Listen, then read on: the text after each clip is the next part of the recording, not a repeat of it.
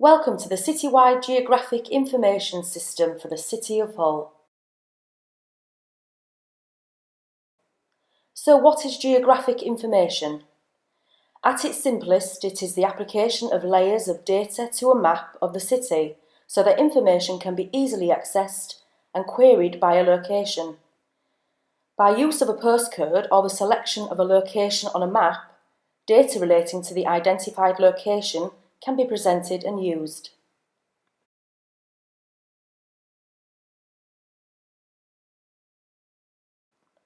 Maps were first linked with data in the 19th century to support a coordinated response to public health challenges.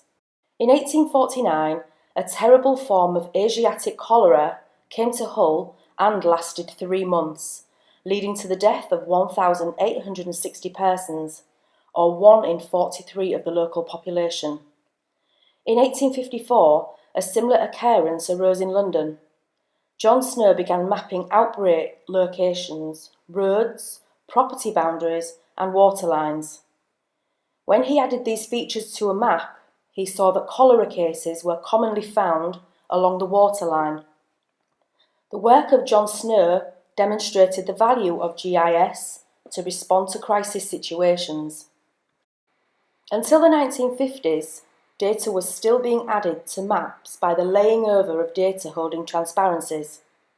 The growth of computers gradually led to the transformation of this approach through pioneering work in the 60s and 70s to create virtual spatial layers of data on a virtual map. In the 1990s, Hull began to transition from the use of physical ordnance survey maps to electronic mapping. By 2006, web and intranet mapping was in place and were to prove invaluable in helping the council manage its response to the floods in 2007. The council has, over the last 40 years, invested in maps combined with data and has a significant archive of maps and aerial photography. Examples can be seen on the next few slides and in the lobby.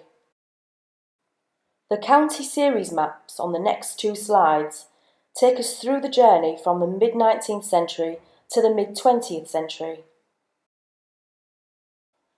Photographic records from the Second World War, taken by both the Luftwaffe on bombing raids in 1942 and the RAF in 1945, provide invaluable insights into the city in wartime. Aerial photography has been commissioned every 2 to 3 years since 2000 and now provides a high-definition photographic record of the city, which can be presented alongside a map of the city. Aerial photography provides the opportunity to provide detailed information using infrared photography in relation to verdant areas and heat loss. This information allows rich data to be added.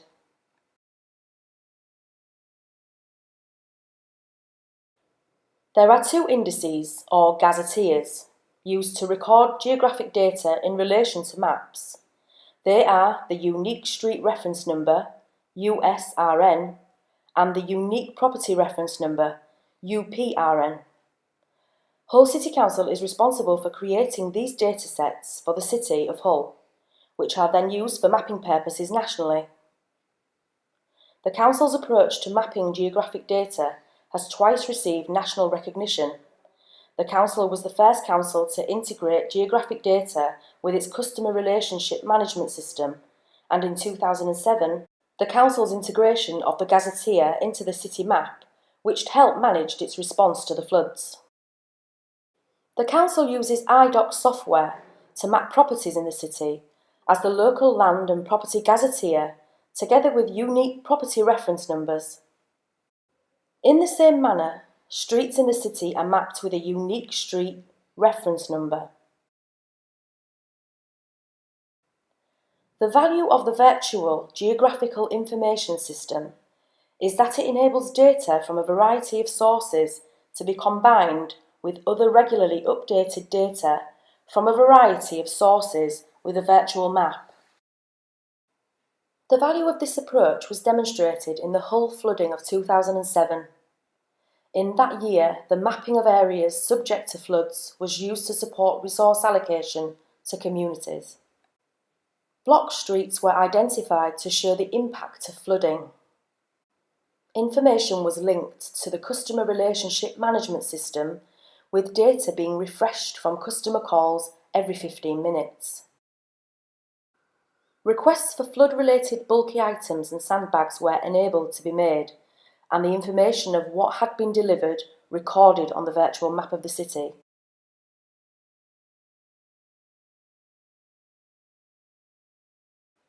The use of geographic data enabled the council to map the level of severity of flooding to support the council's emergency response. While the use of mapping for the 2007 floods was a success, shortfalls were identified, with the data leading to improvements, including the addition of aerial photographic images, additional layers and integration of data and user-related data views. As financial austerity has impacted on public finances, opportunities for efficiencies have required increased innovation in the approach to the management of citywide data.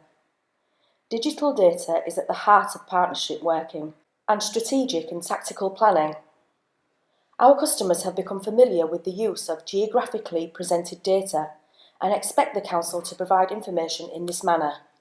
In 2018, the Council responded to its need to refresh its public-facing services by investing in a citywide open geographic data platform to assist all public services in the city to share and manage data. The system was required to be low maintenance and to receive data in multiple formats on an accessible platform that is flexible, reconfigurable, and able to be updated by external organisations. The Council selected an easily configurable platform that had a proven track record of integration with public sector systems and was hosted on cloud servers outside the Council's internal ICT infrastructure, enabling ease of integration with partners. The solution combines the secure use of software in conjunction with the publication of data to national databases, supporting the ambition to make information publicly accessible and reusable. The establishment of an integrated citywide geographic information system is a key building block for the development of a place-based approach to managing city assets, developing Hull as a smart city, and supporting the transition of customer services to the Internet. Development of the new Geographic Information System has been remarkably quick and will see continuing enhancement. An essential focus will remain the need for certainty that data is from a trustworthy source that is regularly maintained to build confidence in the use of the platform as a basis for wider technological enhancements. Glenn Dobson, who has project managed the transition and has been with the Council through its GSI roadmap, provides his thoughts on the impact of this transition. My name is Glenn Dobson. I'm the GIS and Data Integration Manager at Hull City Council. We've been working recently on updating our old web mapping system. GIS has moved on from being a very technical niche specialism to something the public are very familiar with. Google Maps, Bing, sat navigation, smartphones and tablet applications have all made using GIS at some level a daily activity for many people. The key now to using GIS is to get consistent, accurate data and to analyse the multiple sets of data to create informed decision making for the Council. What benefits will the new online maps bring to the citizens of Hull? When we were looking at introducing our new webbing system, one of the main considerations was what would be the benefit to residents compared with the old system.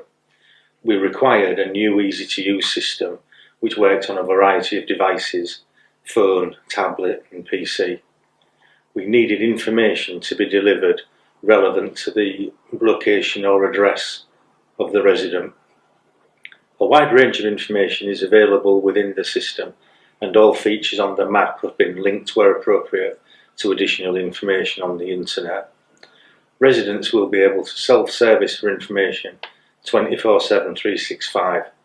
The aim is to reduce calls and visits to the call centre and CSCs. If residents wish to turn up to a call centre or CSC, then the information provided will be the same, as those people will also have the access to the web system. What kind of information will be available to the public? As stated earlier, one of the key considerations for the system was to provide information to the public. A wider range of information is available, which has been separated into themes, hopefully to help the resident find what they're looking for more easily. Education has features such as nearest schools, nearest nurseries. The sports and leisure contains sports facilities, cycle paths and other leisure related data. Planning and building control information relevant to their house is also presented, and wards, councillors and voting locations are other layers among the many that are offered. What does the future hold for GIS? In building our new system, we tried to consider what the future of GIS might look like to try and make the system as flexible and resilient as possible. GIS exists in a rapidly changing environment. Data availability expands every day, making it useful and informative becomes the challenge. To substantiate this, the government have created a geospatial commission to encourage innovation by opening more data for free use and to develop more jobs.